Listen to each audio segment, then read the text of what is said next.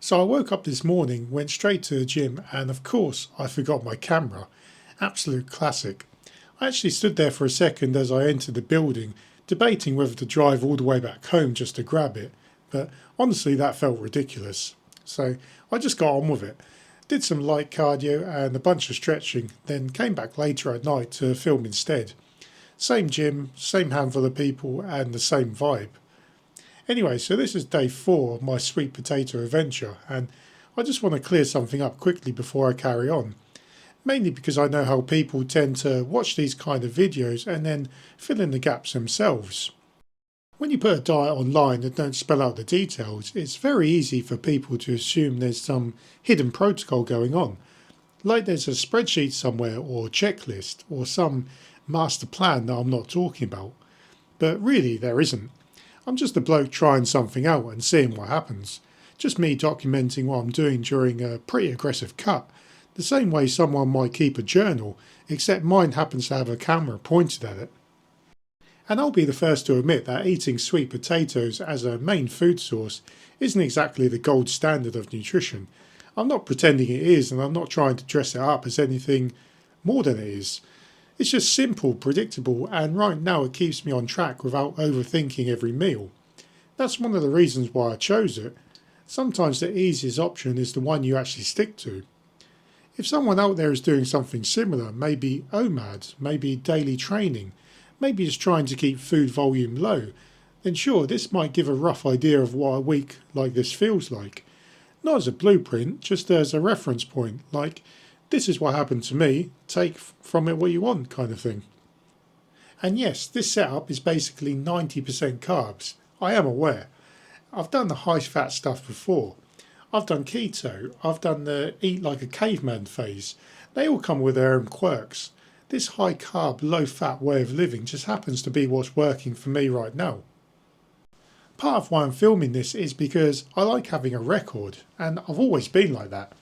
When I was a teenager, I kept this old training logbook, every exercise I did with the weight, reps and sets. I threw it away years later after I stopped going to the gym, which I obviously regret now. I've got a vague memory of it, but I was actually coming to this same gym I'm in over 25 years ago. The building looks completely different now. It's changed names and ownership a bunch of times, but it's still the same place. I love to flip through that logbook and see what I was actually doing back then, in here at 16, before I knew any of the stuff that I know now. Anyway, nothing's changed today.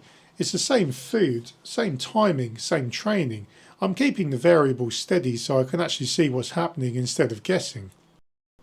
Training wise, today feels settled. No standout soreness, just a reminder to myself, I guess, that I really need to warm up properly before lifting, as it's close to freezing temperatures outside.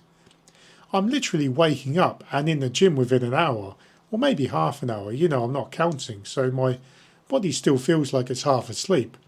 Obviously not for this session because I trained at night time, but 5 minutes on a cardio machine helps, but I can tell I still need a bit more. Still, I'm happy that my body feels like it's adapting instead of fighting me. I stepped on the scale at home this morning under the same conditions, and today's weigh-in comes in at 227.4 pounds. I think that's a few crumbs lost from yesterday. Outside the gym, the rest of the day was uneventful in the best way. I got through a bit of life admin. The kind of mundane tasks that somehow manage to take up the whole day. And I get my usual walking routine going. Plenty of steps, a bit of time in nature, and just being outside really helps me not to overthink the diet. There's something about the cold air and being around trees that just resets my head a bit. The hunger waves are gentle today as well, more like background noise than an actual conversation. I only really notice them towards the end of the afternoon or early evening, when I normally start wandering into the kitchen out of habit. I think that's just a new routine settling in. I'll throw the workout up on screen again. It's convenient for me and saves me logging it manually, and maybe one day, years from now, I'll look back at these videos the same way I wish I could look back on that old workout logbook. That's it for today.